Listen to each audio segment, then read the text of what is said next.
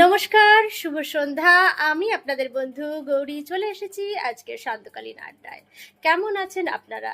চলুন যাই আজ একটু সময় কাটাই কবিতার সঙ্গে। অনেক দিন হলো আমরা কবিতার সঙ্গে সময় কাটাই না। আজকে কবিগুরু রবীন্দ্রনাথ ঠাকুরের এই ক্ষণে কবিতাটির সঙ্গে চলুন যাই একটু আমরা সময় কাটাই। চলুন কবিতাটি শোনা যাক।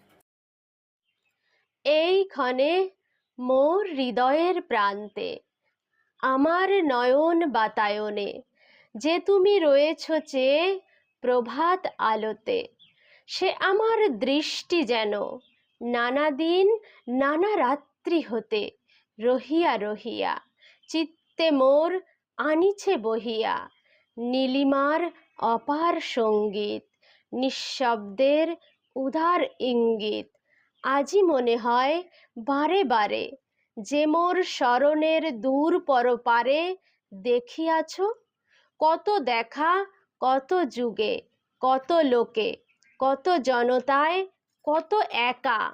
সেই সব দেখা আজি শিহরিছে দিকে দিকে, ঘাসে ঘাসে, নিমিখে নিমিখে, বেণুবনে ঝিলিমিলি পাতার ঝলক ঝিকিমিকে, কত নব নব অবগুণ্ঠনের তলে দেখিয়াছ কত ছলে চুপে চুপে এক প্রেয়সীর মুখ, কত রূপে রূপে জনমে জনমে নাম হারা নক্ষত্রের গধূলি লগনে।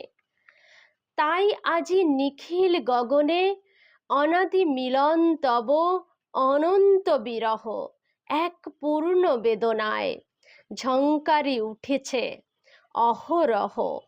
তাই যা দেখিছ তারে ঘিরেছে নিবিড়, যাহা দেখিছ না তারই ভিড়।